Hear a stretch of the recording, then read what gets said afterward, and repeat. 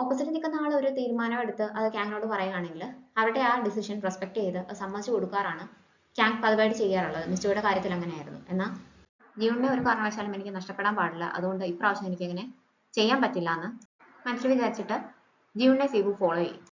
ഞാൻ ഇത്രയൊക്കെ കാര്യങ്ങൾ പറഞ്ഞപ്പോൾ ഇയാൾക്ക് എന്നോട് ദേഷ്യം തോന്നിയില്ലെന്ന് സീവുവിൻ്റെ അടുത്ത് ജിയോൺ ചോദിക്കും. ഇയാൾ വളരെ ഹാർഷായിട്ടുള്ള വാക്കുകളാണ് ഉപയോഗിച്ചത്. തീർച്ചയായിട്ടും എനിക്ക് വിഷമവും ദേഷ്യം വന്നു. പക്ഷേ അതിനെക്കാട്ടിൽ കൂടുതലായിട്ട് ഞാൻ ഇയാളെ ഇഷ്ടപ്പെടുന്നു എന്നാണ് ക്യാങ് അവളോട് പറയുന്നത്. എന്തുകൊണ്ടാണ് കല്യാണത്തിന് വരാൻ താമസിച്ചതെന്ന് അന്നേരമാണ് അവൾ റീസൺ ചോദിക്കുന്നത്. കാര്യങ്ങളൊക്കെ അവൻ പറയും. ഇനിയും അങ്ങനെ സംഭവിക്കത്തില്ല എന്ന് എനിക്ക് ഉറപ്പ് തരാനായിട്ട് പറ്റത്തില്ല എന്നും അവൻ പറയുന്നത് കേൾക്കുമ്പോൾ എനിക്ക് ഈ രീതിക്ക് മുന്നോട്ട് പോകാൻ പറ്റുമെന്ന് വിശ്വാസമില്ല, അതുകൊണ്ട് എനിക്ക് കുറച്ച് സമയം വേണമെന്ന് അവൾ പറയും. അതവൻ സമ്മതിക്കും. ഞാൻ പ്രോമിസ് ചെയ്തോട്ട് ഇയാൾക്ക് വേണ്ടിയിട്ട് വെയിറ്റ് ചെയ്യാൻ ഞാൻ ഒരുക്കുവാണെന്ന് അവൻ പറയുമ്പോൾ കുറെ കഴിയുമ്പോൾ ഞാൻ ബ്രേക്കപ്പ് ആണോ എന്ന് പറഞ്ഞാൽ എന്ത് ചെയ്യുമെന്ന് ചോദിക്കും. ഞാൻ വീണ്ടും ട്രൈ ചെയ്യുമെന്നാണ് അവൻ പറയുന്നത്. എന്നാലും എനിക്ക് മുന്നോട്ട് പോകാൻ താല്പര്യമില്ലെന്ന് പറഞ്ഞാൽ പിന്നെ എന്ത് ചെയ്യുമെന്ന് ചോദിക്കുമ്പോൾ ഒരിക്കലും ഇയാൾക്ക് അങ്ങനെ പറയാനുള്ള അവസരം ഞാൻ തരത്തില്ല, കാരണം ഞാൻ ഇയാളെ അതുപോലെ സ്നേഹിച്ചുകൊണ്ടേയിരിക്കും എന്നാണ് അവൻ മറുപടി കൊടുക്കുന്നത്. താമസം മാറിയെന്ന് പറഞ്ഞ് അച്ഛൻ്റെ മെസ്സേജ് വരും ക്യാങ്ങിന്. അച്ഛനെല്ലാം ചെയ്തു കഴിഞ്ഞിട്ടാണ് അവനെ അറിയിക്കാറുള്ളത്. ഇപ്പോഴും ആ സ്വഭാവത്തിന് മാറ്റമൊന്നുമില്ലല്ലേ? അച്ഛനെ വിസിറ്റ് ചെയ്യാനായിട്ട് ചെല്ലണ്ടേന്ന് ഫ്രണ്ട് അവനോട് ചോദിക്കുമ്പോൾ അറിയില്ല എന്നാണ് അവൻ പറയുന്നത്. നിനക്കിപ്പോഴും അച്ഛനോട് ദേഷ്യമുണ്ടോ? നിന്റെ ലൈഫ് തന്നെ മാറി മറിഞ്ഞത് അച്ഛൻ്റെ ഒരു ഡിസിഷൻ കാരണമാണല്ലോ എന്ന് ഫ്രണ്ട് ചോദിക്കുമ്പോൾ പണ്ടെനിക്ക് ദേഷ്യം ഉണ്ടായിരുന്നു, ഈ ഒരു പ്രായത്തിൽ ദേഷ്യം ഉണ്ടോ എന്ന് ചോദിച്ചാൽ എനിക്കറിയത്തില്ല, എന്നെ ഒന്നും ബാധിക്കാത്തതുപോലെ എനിക്ക് തോന്നുന്നു എന്നാണ് പറയുന്നത് കേൾക്കുമ്പോൾ അത് കൂടുതൽ ഡേഞ്ചറസ് ആണെന്ന് ഫ്രണ്ട് അവനെ ഓർമ്മിപ്പിക്കും. ഇന്ന് വീക്കെൻഡ് അല്ലേ, ജീവനെ കാണാൻ പോകുന്നില്ലേ എന്ന് ചോദിക്കുമ്പോൾ ജീവന് കുറച്ച് സമയം വേണമെന്നാണ് എന്നോട് പറഞ്ഞതെന്ന് ക്യാങ് ഫ്രണ്ടിനോട് പറയും. ജീവൻ അങ്ങനെ പറഞ്ഞെന്നും പറഞ്ഞ് കോണ്ടാക്ട് മുഴുവനായിട്ട് കട്ട് ചെയ്യരുത്, അത് ശരിയല്ല. അവരങ്ങനെ പറയുന്നുണ്ടെങ്കിലും അത് മീൻ ചെയ്യുന്നില്ല. രാവിലെയും വൈകിട്ടും മെസ്സേജസ് അയക്കണം, എന്തെങ്കിലും ചോദ്യത്തിൽ വേണം അവസാനിപ്പിക്കാൻ, അതാകുമ്പോൾ കോൺവെർസേഷൻ കണ്ടിന്യൂ ചെയ്യാനുള്ള ഒരു മാർഗ്ഗമാണെന്നും ഫ്രണ്ട് അവന് പറഞ്ഞു കൊടുക്കും. പിറ്റേ ദിവസം ജൂൺ ഓഫീസിലേക്ക് വരുമ്പോൾ ക്യാങ് അവൾക്ക് ടേബിളിൽ ടീ ഒക്കെ കൊണ്ടുവച്ചിട്ടുണ്ടാവും. ജൂൺ അവളെ പുറത്തേക്ക് വിളിക്കും. ഈ ഒരു ഫോട്ടോ കണ്ടിട്ട് എന്താണ് ഇതിനെപ്പറ്റി ഒന്നും പറയാത്തതെന്ന് ചോദിക്കുമ്പോൾ എങ്ങനെയാണ് ഈ ഫോട്ടോ കിട്ടിയതെന്ന് അവൾ തിരിച്ചു ചോദിക്കും. എനിക്ക് ബൈ ചാൻസിൽ കിട്ടിയതാണ്, ഇയാളെന്താ ഇതിനെപ്പറ്റി ഒന്നും പറയാത്തത്, ഇത് ഓഫീസിലാണെങ്കിലും അറിയുകയാണെങ്കിൽ ഒരു സ്കാൻഡലാവുമെന്ന് അറിയാലോ എന്ന് അവൻ ചോദിക്കുന്നുണ്ടേ. എക്സാക്ട്ലി അത് തന്നെയാണ് സംഭവിക്കാൻ പോകുന്നത്. നമ്മളെന്തിനാണ് ആവശ്യമില്ലാത്ത കാര്യങ്ങളൊക്കെ അന്വേഷിക്കാനായിട്ട് പോകുന്നത്? ഇത് നമ്മളെ എങ്ങനെയാണ് ബാധിക്കുന്നത്? അതുകൊണ്ട് ഈ ഫോട്ടോ കയ്യിൽ വെച്ചേക്കണ്ടെന്ന് പറഞ്ഞാൽ അവൾ ഇത് ഡിലീറ്റ് ചെയ്യും. ഡെമോ ഉടനെ വരാൻ പോവുകയാണ്. ക്യാങ്ങിന് എന്തെങ്കിലും പ്രശ്നം വരികയാണെങ്കിൽ അത് നമ്മുടെ ടീമിലെ എല്ലാവരെയാണ് ബാധിക്കാൻ പോകുന്നതെന്ന് അവനെ ജീവൻ ഓർമ്മിപ്പിക്കും. എല്ലാവരെയും ഏൽപ്പിച്ച കാര്യങ്ങൾ അവർ കൃത്യമായിട്ട് ചെയ്തു തീർത്തിട്ടുണ്ട്. ഇനി സെക്യൂരിറ്റിയുടെ കാര്യം മാത്രമേ ഉള്ളത്. ക്യാങ്ങാണ് നോക്കുന്നത്.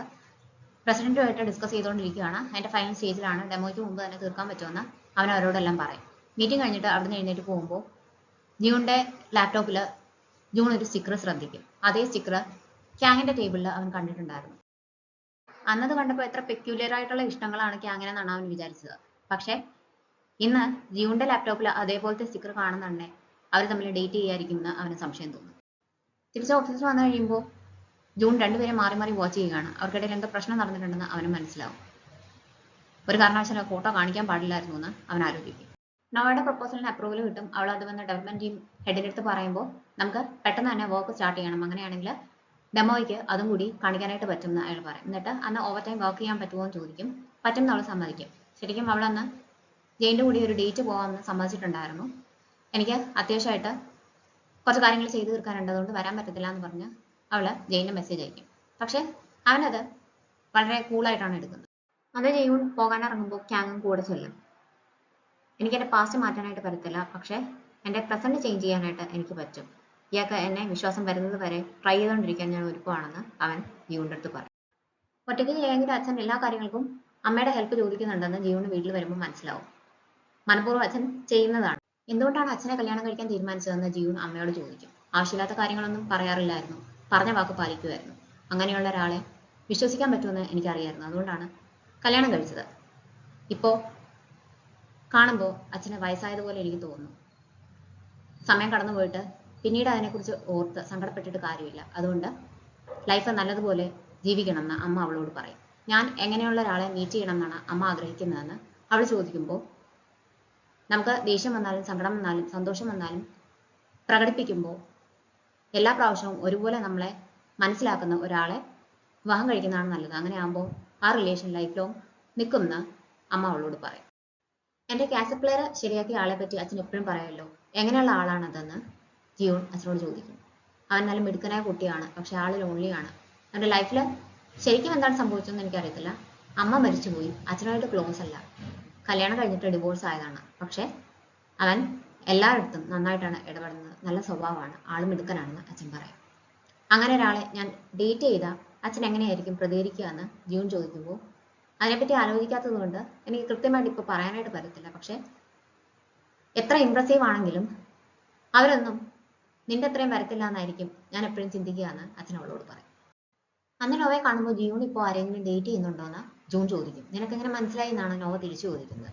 എനിക്കറിയാവുന്ന ആളാണെന്ന് സംശയമുണ്ട്, രണ്ടുപേരുടെയും കയ്യിൽ ഒരുപോലത്തെ സ്റ്റിക്കർ കണ്ടു, എന്നാൽ കാര്യങ്ങൾ പറയാൻ പറ്റത്തില്ല ഞാൻ, കാരണം അവർക്കിടയിൽ വഴക്കുണ്ടായോ എന്നൊരു സംശയം ഉണ്ടെന്ന് അവൻ പറയും. ഞാൻ പോയി അപ്പോളജൈസ് ചെയ്യണോ എന്ന് ചോദിക്കുമ്പോൾ നീ ഒന്നും ചെയ്യണ്ട, നിനക്ക് അറിയത്തില്ല എന്ന് പ്രിറ്റൻഡ് ചെയ്താൽ മതി, നിനക്കറിയാവുന്ന അവർക്ക് മനസ്സിലായിട്ടുണ്ടെങ്കിൽ കാര്യങ്ങൾ കൂടുതൽ കുഴപ്പത്തിലാകത്തേ ഉള്ളൂ, അതുകൊണ്ട് ഒന്നും ചെയ്യാതിരിക്കുന്നതാണ് നല്ലത്, ആരോടും പറയാനും പോകണ്ടെന്ന് നോവ അവനോട് പറയും. അവിടെ നിന്ന് ഇറങ്ങി നടക്കുമ്പോൾ ജെയിൻ അവളെ വെയിറ്റ് ചെയ്യുന്നതാണ് നോവ കാണുന്നത്. ഇതാരാണെന്ന് ജൂൺ ചോദിക്കുമ്പോൾ കസിൻ ആണെന്നാണ് അവൾ പരിചയപ്പെടുത്തി കൊടുക്കുന്നത്.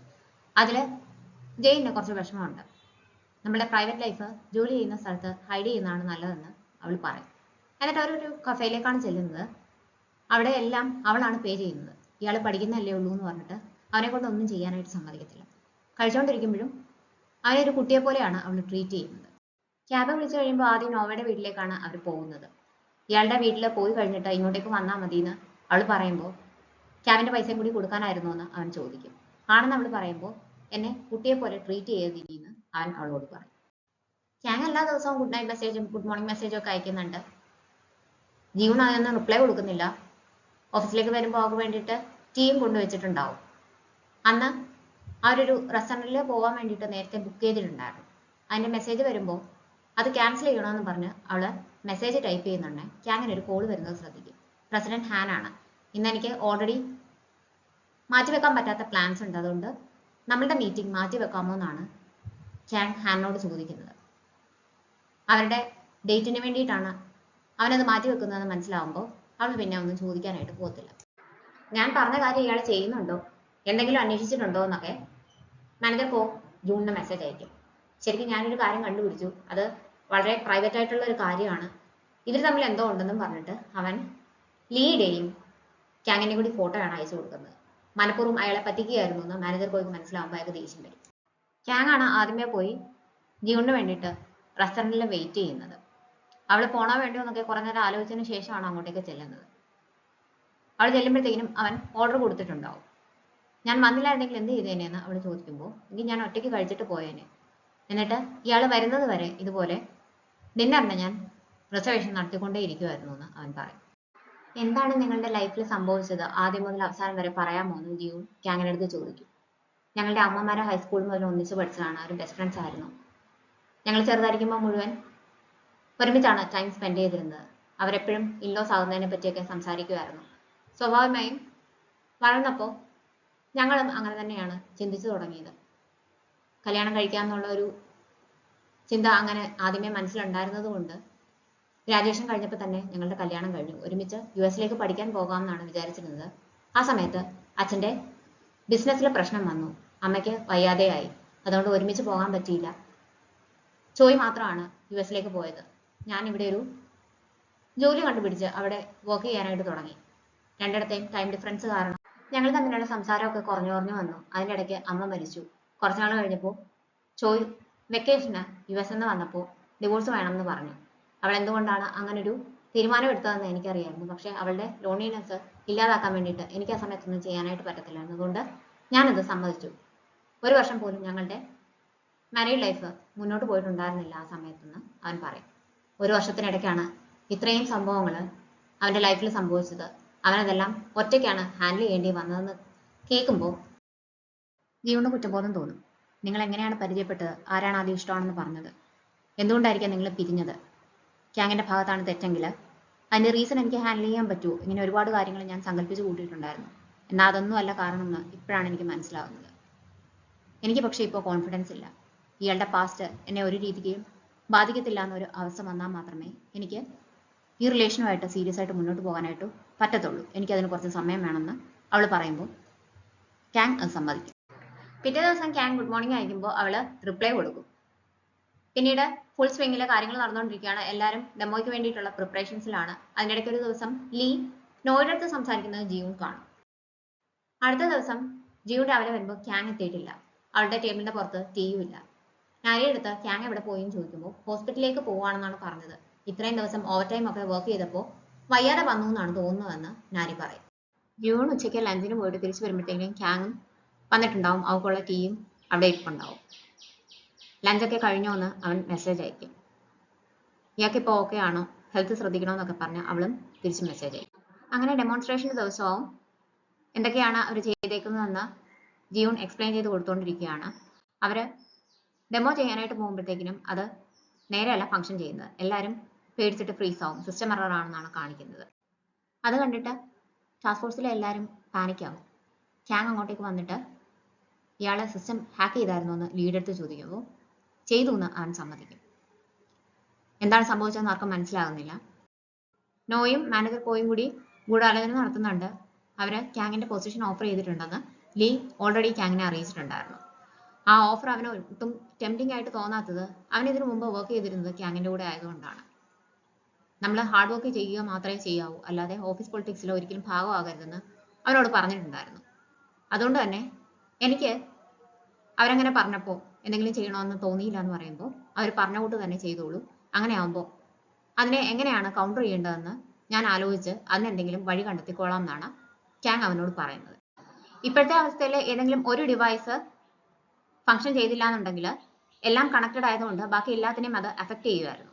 പക്ഷേ ഇങ്ങനെ ഒരു സാഹചര്യം വരുമെന്ന് മുൻകൂട്ടി മനസ്സിലായതുകൊണ്ട് ഏതെങ്കിലും ഒരു ഡിവൈസ് ശരിയായിട്ട് വർക്ക് ചെയ്യുന്നില്ല എന്നുണ്ടെങ്കിൽ ബാക്കിയുള്ളതിനെ ഒന്നും അത് അഫക്റ്റ് ചെയ്യാതിരിക്കുന്ന രീതിക്കുള്ള ഒരു സൊല്യൂഷൻ കണ്ടുപിടിക്കാൻ വേണ്ടിയിട്ട് ക്യാങ്ങിന് പറ്റും.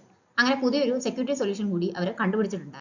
അങ്ങനെയെല്ലാം നന്നായിട്ട് അവസാനിക്കും. ഇത് കോയിനോയും പ്രതീക്ഷിക്കുന്നില്ല. അവൻ നമ്മളെ പറ്റിച്ചതാണെന്ന് കോ പറയുമ്പോൾ എനിക്കാണ് തെറ്റുപറ്റിയത്, ഞാൻ നിന്നെ വിശ്വസിക്കാൻ പാടില്ലായിരുന്നു, നിന്നെ ഒന്നിനും കൊള്ളതില്ല എന്ന് ഞാൻ ആദ്യമേ മനസ്സിലാക്കണമായിരുന്നു എന്ന് പറഞ്ഞിട്ട് ദേഷ്യത്തിലാണ് അയാൾ അവിടുന്ന് പോകുന്നത്. ചോയിഡൻ ഗ്യാങ്ങിന്റെ ഒരു ക്ലാസ്മേറ്റും അന്ന് അവിടെ വന്നിട്ടുണ്ടായിരുന്നു. നിങ്ങളുടെ കല്യാണം കഴിഞ്ഞതിന് ശേഷം ഞാൻ കണ്ടിട്ടില്ലല്ലോ, നിങ്ങൾ ഒരേ കമ്പനിയിലാണല്ലോ ജോലി ചെയ്യുന്നത്, എങ്ങനെയുണ്ട്, നമുക്ക് 3 പേർക്കും കൂടി ഒന്ന് ഒത്തുകൂടണം എന്നൊക്കെ അയാൾ പറയും. അവർക്ക് എന്തെങ്കിലും മറുപടി പറയാൻ പറ്റുന്നതിന് മുമ്പ് പ്രസിഡന്റ് ഹാനിനെ കാണാൻ പോകേണ്ടി വരും. ഇവർ തമ്മിൽ സംസാരിക്കുന്നത് മാനേജർ കോ കേൾക്കും. ടാസ്ക് ഫോഴ്സിലെ മെമ്പേഴ്സ് എല്ലാം കൂടി അവരുടെ സക്സസ് സെലിബ്രേറ്റ് ചെയ്യാൻ വേണ്ടിയിട്ട് അവിടെ ഒത്തുകൂടും. കുറച്ചു നേരം കഴിയുമ്പോൾ ക്യാങ്ങും അങ്ങോട്ടേക്ക് വരും. മാനേജർ കോ അവനും ഒരു ഓഫർ കൊടുത്തിട്ടുണ്ടായിരുന്നു എന്ന് ജൂൺ അവരോടെല്ലാം പറയും. അത് ടെംപ്റ്റിംഗ് ആയിരുന്നു എന്നും അവൻ സമ്മതിക്കും. പക്ഷേ അവരുടെ ഗൂഢാലോചനയുടെ ഭാഗമാകാത്തതിൽ ക്യാങ് അവനോട് താങ്ക്സ് പറഞ്ഞിട്ട് അവനെ അപ്രിഷിയേറ്റ് ചെയ്യും. അവൻ എപ്പോഴും കൂളായിട്ടാണല്ലോ സംസാരിക്കുന്നതെന്ന് ജൂൺ ഓർക്കും. ലീ തിരിച്ച് ഡെവലപ്മെന്റ് ടീമിലേക്ക് പോവുകയാണ്. റെസ്റ്റ് റൂമിലേക്ക് പോയിട്ട് തിരിച്ചു വരുമ്പോൾ ജൂൺ നോക്കുന്നുണ്ട്, ക്യാങ്ങിനെ കാണാനില്ല. അവന് തീരെ വയ്യാത്തതുകൊണ്ട് വീട്ടിലേക്ക് തിരിച്ചു പോയി. കുറേ ദിവസമായിട്ട് ഇതിന്റെ പുറകെ ആയിരുന്നല്ലോ, ആള് എക്സോസ്റ്റഡ് ആണെന്ന് ലീ പറയും. ഇങ്ങനെ വയ്യാതെ വരുമ്പോൾ ഒറ്റയ്ക്കൊക്കെ വീട്ടിലായി പോകുന്ന അവസ്ഥ വല്ലാത്ത കഷ്ടമാണെന്ന് ജൂൺ അന്നേരം പറയും. ക്യാങ് ഒറ്റയ്ക്കല്ലേ താമസിക്കുന്നതെന്ന് ചോദിക്കും. ഇത് കേട്ട് ജൂൺ ആകെ വറീഡായിട്ട് പോകാനായിട്ട് തുടങ്ങും. നോക്കുമ്പോൾ ഞാൻ നേരത്തെ പോവുകയാണെന്ന് പറഞ്ഞ് ക്യാങ് ഒക്കെ മെസ്സേജ് അയച്ചിട്ടുണ്ട്. എവിടെ പോവുകയാണെന്ന് ചോദിക്കുമ്പോൾ എൻ്റെ അച്ഛന് വയ്യ, അതുകൊണ്ട് വീട്ടിലേക്ക് പോവുകയാണെന്നാണ് അവൾ നാരിയെടുത്ത് പറയുന്നത്. പക്ഷേ ജൂണിന് കാര്യം മനസ്സിലാവും. അതുകൊണ്ട് അവൻ അവളോട് പെട്ടെന്ന് തന്നെ പൊക്കോളാനായിട്ട് പറയും. നോവയുടെ പ്രോഡക്റ്റും അന്ന് ഡെമോൺസ്ട്രേറ്റ് ചെയ്യാൻ പറ്റിയിട്ടുണ്ടായിരുന്നു. അതിന്റെ സന്തോഷത്തിലാണ് അവള്. അതിനെപ്പറ്റി ജെയിൻ്റെ അടുത്ത് സംസാരിച്ചുകൊണ്ട് വരുമ്പോൾ അവളുടെ 2 ഫ്രണ്ട്സിനെ കാണും. ഇത് ആരാണെന്ന് ചോദിക്കുമ്പോൾ എൻ്റെ ബോയ് ഫ്രണ്ട് ആണെന്ന് പറഞ്ഞിട്ടാണ് നോവ പരിചയപ്പെടുത്തി കൊടുക്കുന്നത്. അവരറിഞ്ഞ സ്ഥിതിക്ക് ഇനിയും അറിയാൻ ആരും ബാക്കി ഉണ്ടാവില്ല, ഇയാൾക്കത് ഹാൻഡിൽ ചെയ്യാൻ പറ്റുമോ എന്ന് അവളെ ജെയിൻ്റെ അടുത്ത് ചോദിക്കും. അവൻ സന്തോഷത്തോടെ സമ്മതിക്കും. ജീവൻ നേരെ വരുന്നത് ക്യാങ്ങിന്റെ അപ്പാർട്ട്മെന്റിലേക്കാണ്. ഒരുപാട് നേരം വിളിച്ചിട്ടും അവൻ വാതിൽ തുറക്കുന്നില്ല. അകത്തെങ്ങാനും വയ്യാതെ കിടക്കുകയാണോ എന്ന് അവൾ പേടിക്കും. അന്നേരത്തേക്ക് അവൻ തിരിച്ചു വരും. മരുന്ന് വാങ്ങാൻ പോയതാണ്. ചോയ് എക്സ് വൈഫ് ആണെന്ന് ആദ്യമേ ജീവന്റെ അടുത്ത് ക്യാങ് പറഞ്ഞിട്ടുണ്ടായിരുന്നല്ലോ, അതെന്തുകൊണ്ടാണെന്ന് അവൾ ചോദിക്കും. സാധാരണ അത് ഞാൻ ആരോടും പറയുന്നതല്ല, പക്ഷെ ഇയാളോട് പറഞ്ഞത് എന്തുകൊണ്ടാണെന്ന് എനിക്കറിയത്തില്ല. ഒരു പക്ഷേ എനിക്ക് ഇയാളുടെ അടുത്ത് കംഫർട്ടബിൾ ആയിട്ട് സംസാരിക്കാൻ പറ്റുമെന്ന് തോന്നിയത് കൊണ്ടായിരിക്കാം എന്ന് അവൻ പറയുന്നത് കേൾക്കുമ്പോൾ ഇനി മുതൽ എനിക്ക് വേണ്ടിയിട്ടാണെന്ന് പറഞ്ഞു ഒരു കാര്യങ്ങളും എൻ്റെ അടുത്തുനിന്ന് ഹൈഡ് ചെയ്യരുത്, എല്ലാ കാര്യങ്ങളും തുറന്നു പറയണമെന്ന് അവൾ പറയും. അവനത് സമ്മതിക്കും. അങ്ങനെയാണെങ്കിൽ ഒറ്റയ്ക്ക് ഇത്രയും കാര്യങ്ങൾ ഹാൻഡിൽ ചെയ്തപ്പോൾ ഇയാൾ ശരിക്കും വിഷമിച്ചിട്ടുണ്ടായിരുന്നില്ലേ, അത് ബുദ്ധിമുട്ടായിരുന്നില്ലേ എന്ന് അവൾ ചോദിക്കുമ്പോൾ ആണെന്ന് അവൻ സമ്മതിക്കും. അച്ഛന്റെ ബിസിനസ് തകരുന്നതും അമ്മയ്ക്ക് വയ്യാതാകുന്നതും ഏകദേശം ഒരേ സമയത്താണ്. പക്ഷെ അച്ഛൻ അവനെയും അമ്മയും ഉപേക്ഷിച്ച് അവിടുന്ന് പോവുകയാണ് ചെയ്യുന്നത്. അതിനുശേഷം അമ്മ മരിക്കും. അതിനിടയ്ക്ക് ചോയ് പുറത്ത് പഠിക്കാൻ പോകും. തിരിച്ചു വന്നിട്ട് ഡിവോഴ്സ് ചോദിക്കും. ചോയ് അടുത്ത് നിൽക്കാൻ പോലും പറയാൻ വേണ്ടിയിട്ട് അവന് പറ്റുന്നുണ്ടായിരുന്നില്ല. അവന്റെ ഈഗോ കാരണമാണ് ചോയിയെ തടയാതിരുന്നത്. അത് അവൻ റിയലൈസ് ചെയ്യുന്നുണ്ട്. സിബുവിന്റെ പാസ്റ്റിനെ ഒരു രീതിക്കും തന്നെ അഫക്ട് ചെയ്യാൻ പോകുന്നില്ല എന്നുള്ള കോൺഫിഡൻസ് ജിയൂണിന് വരും. അതുകൊണ്ട് തന്നെ അവളുടെ ഫീലിംഗ്സിൽ കോൺസെൻട്രേറ്റ് ചെയ്യാനായിട്ട് അവൾ തീരുമാനിക്കും. അത് അവള് സിബുവിന്റെ അടുത്ത് പറയും. ക്യാങ്ങിന്റെയും ജോയുടെയും ഫ്രണ്ട് സംസാരിക്കുന്നത് കേട്ടിട്ട് മാനേജർ കോ വന്നിട്ട് പഴയ ഫ്രണ്ട്സിന്റെ ഒക്കെ സോഷ്യൽ മീഡിയ പ്രൊഫൈൽസ് എല്ലാം തപ്പി കണ്ടുപിടിച്ച് അതില് എല്ലാം ഫോട്ടോസ് ഒക്കെ ചെക്ക് ചെയ്യാനായിട്ട് തുടങ്ങും. അവർ രണ്ടുപേരും കൂടി ഉള്ളത് എന്തെങ്കിലും കിട്ടുമോ എന്ന് അറിയാൻ വേണ്ടിയിട്ട്. അങ്ങനെ ജൂണിന് കിട്ടിയ കൂട്ട് അവസാനം അയാൾക്കും അവരുടെ രണ്ടിന്റെയും കൂടി വെഡിങ് ഫോട്ടോ കിട്ടും. ക്യാങ്ങും ജിയൂണും കൂടി വെറുതെ നടക്കാനായിട്ട് പോകും. അവിടെ വെച്ച് അവർ പരസ്പരം അവരുടെ ഇഷ്ടം കൺഫസ് ചെയ്യും. അവസാനം ഞാൻ ലൈഫിൽ ഹാപ്പിനെസ് കണ്ടെത്തി, ഇത് ഒരുപാട് കാലം ലാസ്റ്റ് ചെയ്യണം എന്നാണ് എന്റെ ആഗ്രഹം എന്ന് ജിയൂൺ മനസ്സിൽ വിചാരിക്കും.